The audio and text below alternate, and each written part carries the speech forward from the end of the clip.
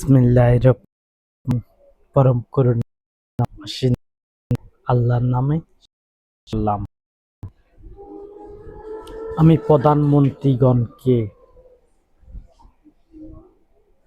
প্রধানমন্ত্রীগণের ব্যাপারে কথা বলছি, যেন ন্যায় বিচার হয়।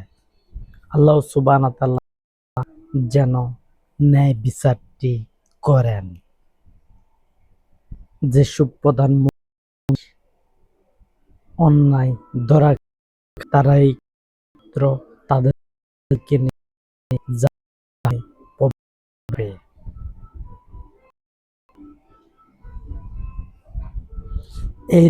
এই জাহান্নাম সম্পর্কে এমন বিশ্লেষণ কেউ করেনি। এই পৃথিবীতে আমার পূর্বে জাহান্নাম সম্পর্কে বিশ্লেষণ করছেন, এটা ইতিহাসে পাওয়া যায় না। খালি আল্লাহ সুবহানাহু ওয়া তাআলা জাহান্নাম সম্পর্কে বিভিন্ন কিতাবের মধ্যে দেন, তাদেরকে তিনি ধরবেন সেইটাও বলা হয়েছে। লাঞ্ছনাদায়ক সাজা দেওয়া হবে বলা হয়েছে। তাদেরকে নরকে নেওয়া হবে সেটাও তিনি বলেছেন। নরক কি সেই সম্পর্কে তোমরা কি জানো? পান বিয়োগ হলে তারপরে নরকে পালানো হবে, তাছাড়া নরকে পালানো হবে না। নরকে পালানো হবে কেবলমাত্র পান বিয়োগ হলে, তারপরে নরকে পালানো হবে। তার আগে থাকবে জাহান্নামে থাকবে তার আগে, আর নরকে পালানো হবে পান বিয়োগ হলে।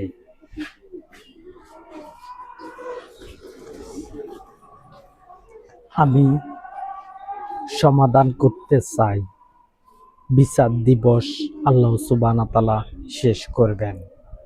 তিনি এই পৃথিবীর মধ্যে যত প্রধানমন্ত্রী আছে প্রত্যেক প্রধানমন্ত্রীকে তিনি বিচারের কার্যক্রম শেষে তাদেরকে ছেড়ে দিবেন আর জাহান্নামে নিবেন।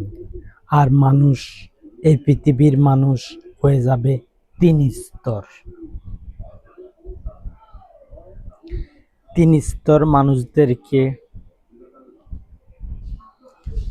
স্তর মানুষদের ভিতরে অসংখ্য মানুষ বিচারের কার্যক্রমে পড়বে না, অসংখ্য।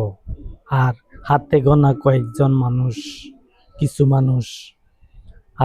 কিছু মানুষ বিপদে পড়বে, তাছাড়া বিপদ নাই।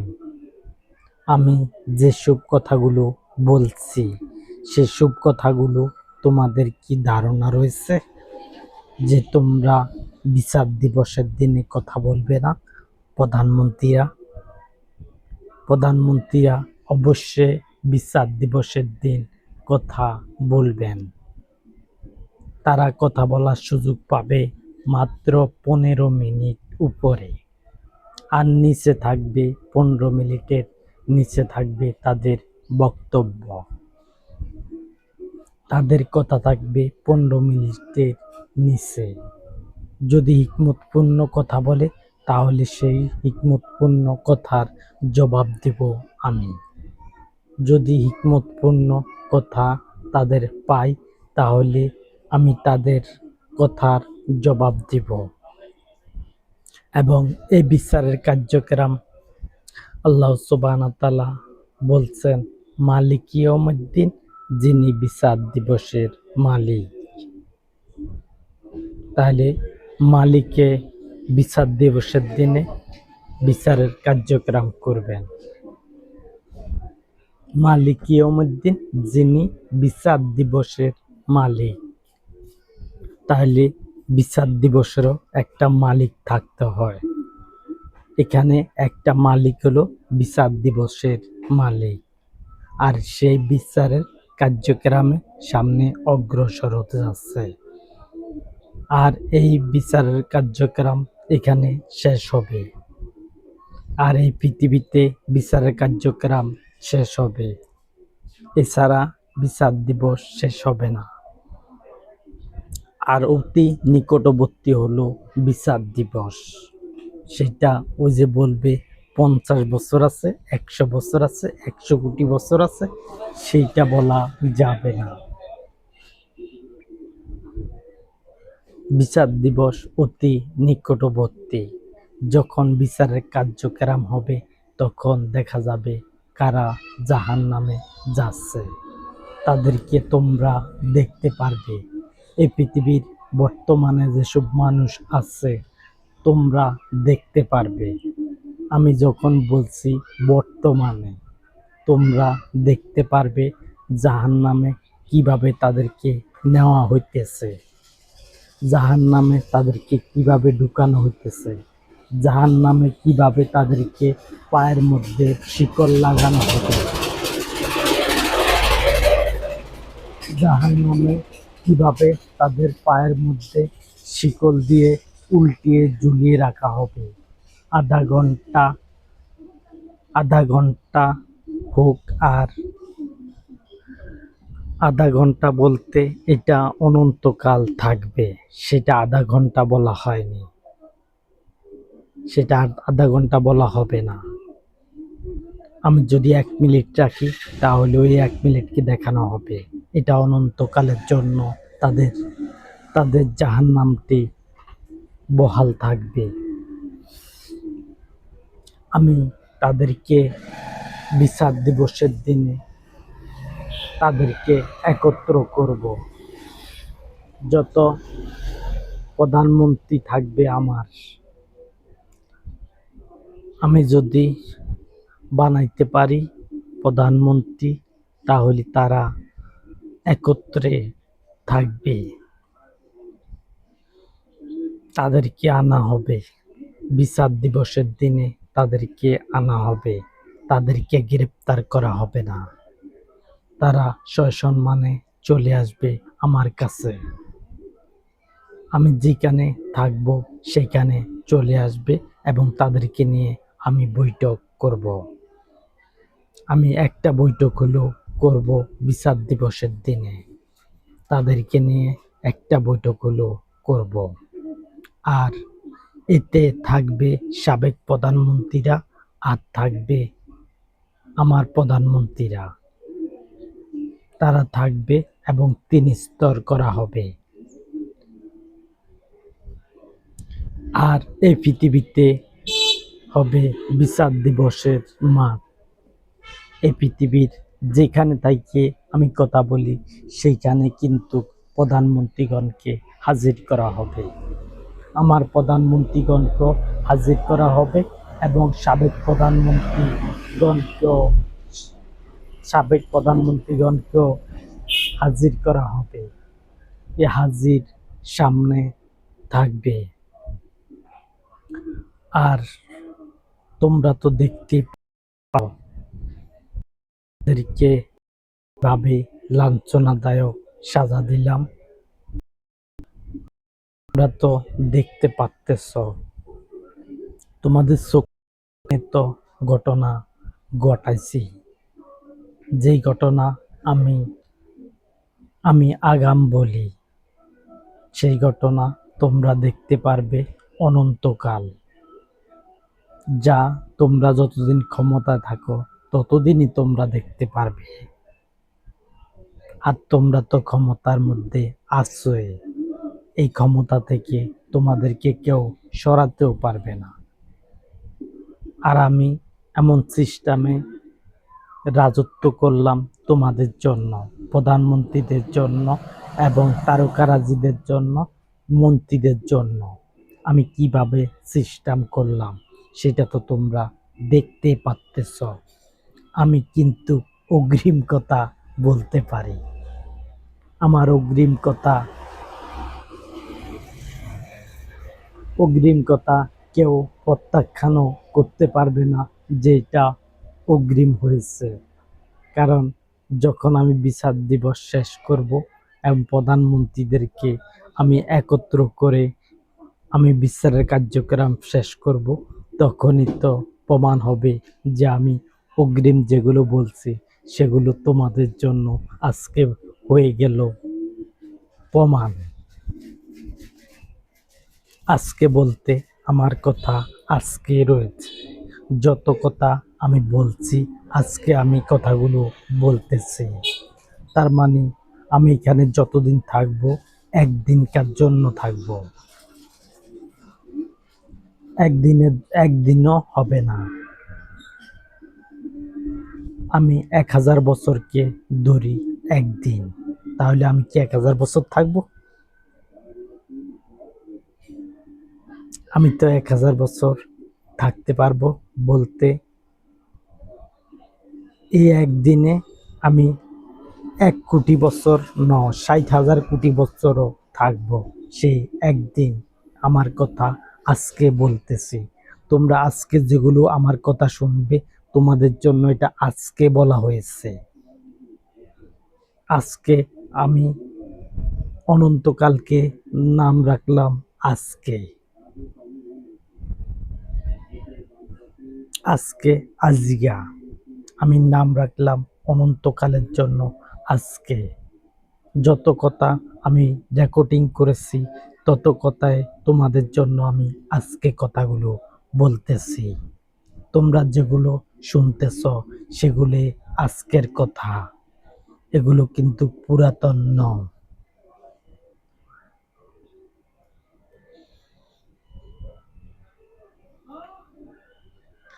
এগুলো কিন্তু পুরাতন নয়। আমি আজকে কথাগুলো তোমাদের সামনে হাজির করতেছি। আর আমার দল তো ইসলাম, আমার দল তো হলো ইসলাম। ইসলাম ধর্মকে সামনে আনাই হলো আমার দায়িত্ব। এই দায়িত্ব আমাকে আমি দিয়েছি। আমি তোমাদের কাছ থেকে এই দায়িত্ব নেই না। আমাকে আমি নির্দেশনা দিলাম যে আপনি নিজকে ইসলাম ধর্মের উপরে প্রতিষ্ঠিত করুন। আমি নিজে ইসলাম ধর্মকে আমি একত্র করব এবং ইসলাম ধর্মকে আমি ইসলাম যতগুলো দেশ আছে এই পৃথিবীর মধ্যে, যতগুলো দেশ আছে প্রত্যেক দেশের নাম হলো ইসলামের অঙ্গরাজ্য।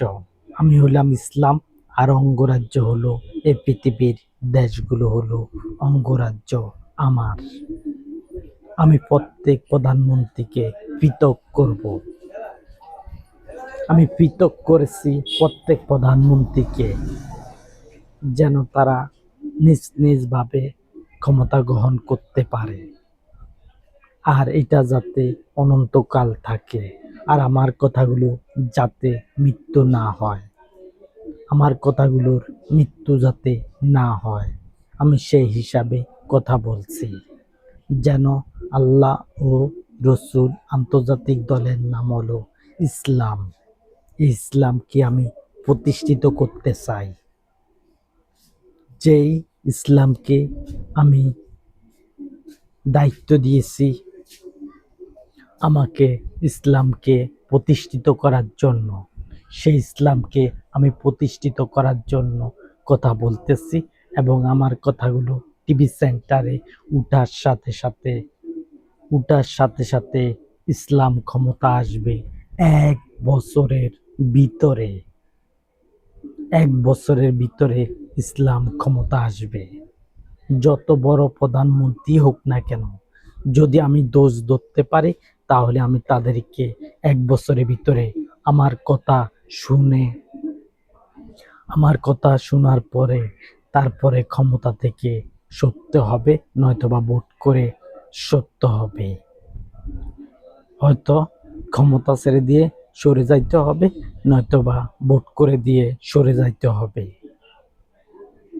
কারণ আমি প্রত্যেক প্রধানমন্ত্রীর দোষ ধরতে পারি, আমার দোষ ধরতে পারবে না কোনো প্রধানমন্ত্রী। আমি ন্যায় কথা বলছি, আমি অন্যায় কথা বলছি না, আমি অবশ্যই একজন কারু।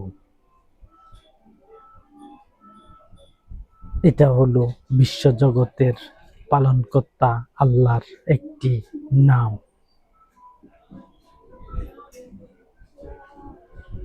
যে আল্লাহ সুবহানাহু ওয়া তাআলা তোমাদেরকে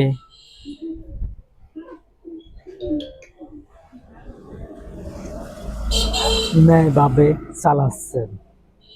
আল্লাহ সুবহানাহু ওয়া তাআলা তোমাদের বিচার দিবসের মালিক, মালিক ইয়াউমিদ্দিন, যিনি বিচার দিবসের মালিক, সে আল্লাহ সুবহানাহু ওয়া তাআলা এই পৃথিবীর সমস্যার সমাধান করবেন। যত বড় সমস্যায় থাকুক, এই সমস্যার সমাধান আল্লাহ সুবহানাহু ওয়া তাআলা করবেন। অতএব তোমরা আমার কথা শুনবে এবং মানবে। না শুনো, না মানো, তাহলে তাহলে তোমরা বিপদে পড়বে। তোমরা জানো যে হাতের কবজি পর্যন্ত কাটা হবে যদি চুরি করে, তাহলে কি তোমরা শুনবে না? যদি ভুলে যাও তাহলে এটা তো তোমরা ভুলবে না যে চুরির দায় হাতের কবজি পর্যন্ত কাটা হবে। এইটা তোমরা ভুলবে না। সব কথা ভুলে গেল, আমার এই কথা ভুলবে না যে হাতের কবজি পর্যন্ত কাটা হবে। যদি চুরি করে তাহলে হাতের কবজি পর্যন্ত কাটা হবে। কেউ যদি ব্যাংকে চুরি করে তবুও তাকে ধরা হবে এবং তাকে সাজা দেওয়া হবে। কোনো মানুষের পকেট কাটা হলে, পকেট থেকে যদি টাকা চুরি করে নিয়ে যায়, যদি ধরা খায়, তাহলে সেই টাকার সংখ্যা যদি তিন তিন কেজি পুরানো লোহার দাম, হাফ দাম, নতুন লোহার হাফ দাম যদি চুরি হয়, তাহলে 1 টাকা উপরে হলে তাদের জন্য হাতের কবজি পর্যন্ত কাটা হবে। এটা আমার প্রতিষ্ঠিত ইসলাম ধর্মের একটা উপদেশ। এটা ইসলাম ধর্মের প্রতিষ্ঠিতা করা হলো। আমি প্রতিষ্ঠিতা করলাম যে হাত কাটার অর্ডার দিলাম, আর সেনাবাহিনীরা যেন তাদেরকে ধরে নিয়ে আসে এবং বিচারপতি যেন বলে দেয় যে এর হাতের কবজি পর্যন্ত কেটে দাও। আর আমি তো বললাম হাতের কবজি পর্যন্ত কেটে দাও। যদি চুরি করে তাহলে হাতের পর্যন্ত ফেলে দাও। যত বড় নেতা হোক আর যত বড় ভালো মানুষে হোক, আর বালা মানুষেরা চুরি করে না, বালা মানুষেরা চুরি করে না, চুরি করে বাটপাল ডেনে। যেটি ইসলামের বাইরে থাকবে সেদিনে চুরি করবে।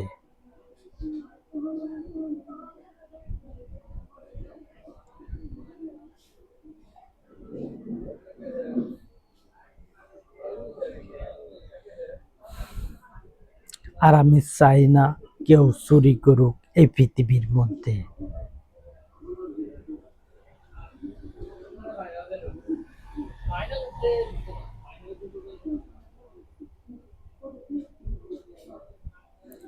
আর তোমরা ন্যায়নীতিভাবে কথা বলো, তোমরা অন্যায় কথা বলো না।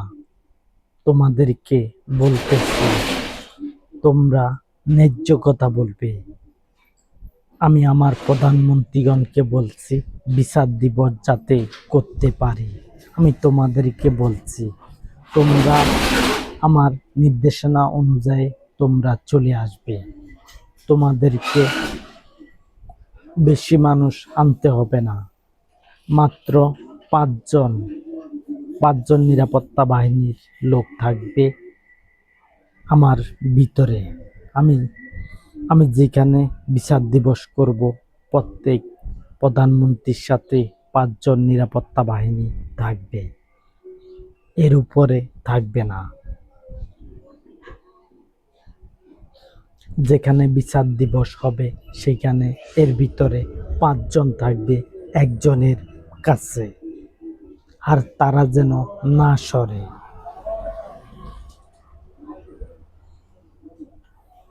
আর আমি যারা সাবেক প্রধানমন্ত্রী ছিল, আমার আমার প্রধানমন্ত্রী বানানোর আগে যারা সাবেক প্রধানমন্ত্রী ছিল তাদেরকে আমি একত্র করব। তারা থাকবে এক স্তর, আর আমার প্রধানমন্ত্রীরা থাকবে আরেক স্তর, আর সাধারণ মানুষ থাকবে আরেক স্তর।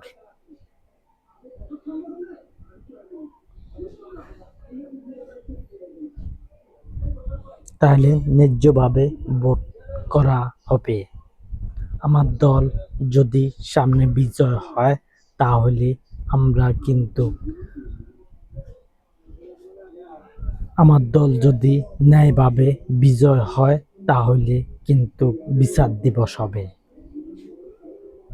আর যদি অন্যায়ভাবে আমি করি তাহলে আমি কিন্তু বিচার দিবস করতেও চাই না, আর আমি ভোটেও যাইতে চাই না।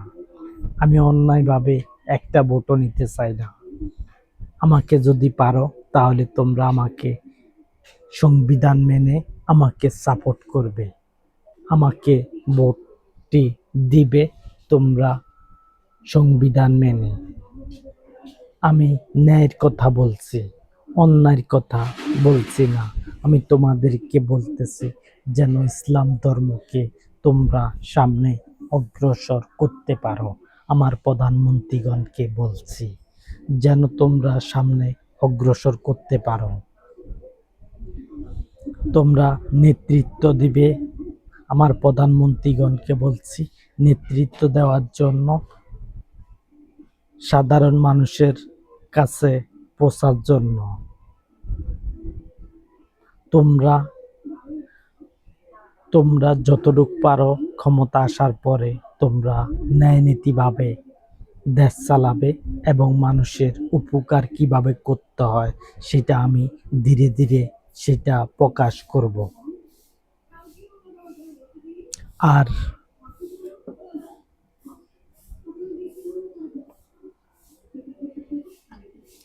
জাকাত জাকাত খাইতে পারবে না 15 বছর বয়স পর্যন্ত। কোনো ব্যক্তি জাকাত খাইতে পারবে না। 15 বছর একদিন হলে জাকাত সে পাবে।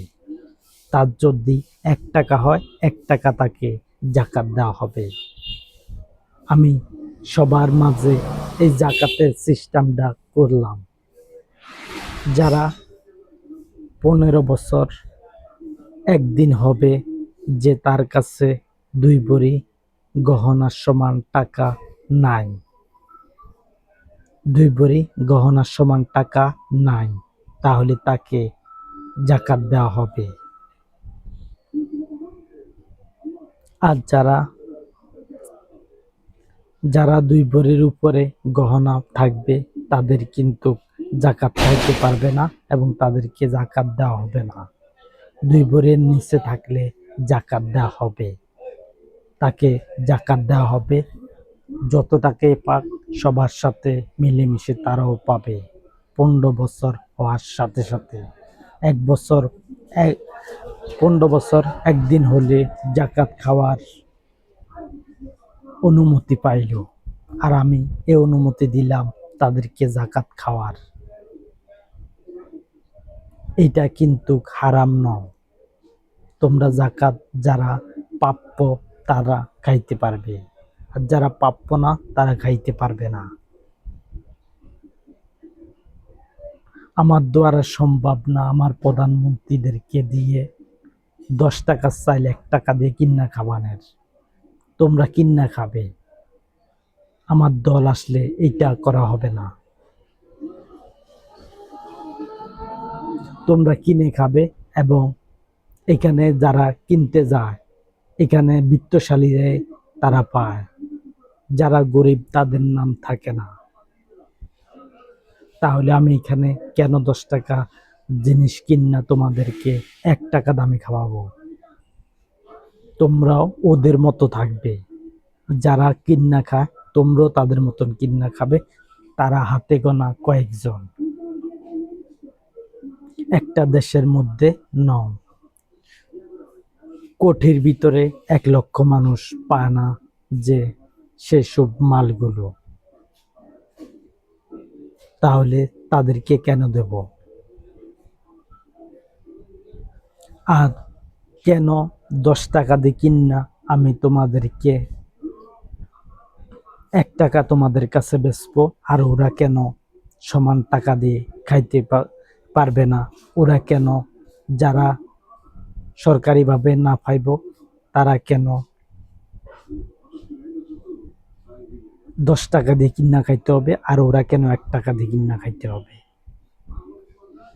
খাবাইতে হলে সবাইকে কম দামে খাবাইতে হইব, আর যদি না খাবাও তাহলে কিন্তু সরে যাইতে হবে। আমি প্রধানমন্ত্রীদেরকে বলছি, তোমরা এই পথ থেকে সরে যাবে। যদি পারো তাহলে সবার জন্য 10 টাকা দিয়ে কিনে 1 টাকা খাবাও, আর যদি না পারো তাহলে কাউকে খাবারের দরকার নাই। আমি ন্যায্য কথা বলছি। আমি তোমাদেরকে মানুষের ট্যাক্সের টাকা দিয়ে কাউকে খাওয়াবো, কাউকে খাওয়াইতাম না, এরকম না কোনো সিস্টেম নাই আমার কাছে। ট্যাক্সের টাকা দিয়ে দেশের উন্নয়ন হবে। দেশের টাকা আর 0 থেকে 15 বছর পর্যন্ত ভাতা পাবে, ছেলে হোক আর মেয়ে হোক। ছোট থেকে, যে একদিনকার বাচ্চা থেকে মায়ের গর্ভে আসা শুরু হলে তার সেখান থেকে ভাতা পাবে। অথবা যদি সে নাও হয় তাহলে ডেলিভারির সাথে সাথে যখন কাগজপত্র হবে তারপর থেকে তারা পাবে, একজন শিশু ভাতা পাবে।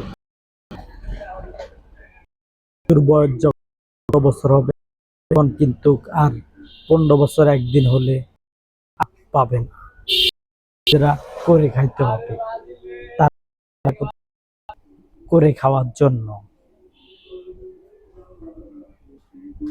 আমি ভাতা দিচ্ছি কোন সিস্টেমে? আমি 10 টাকার মাল একছি না।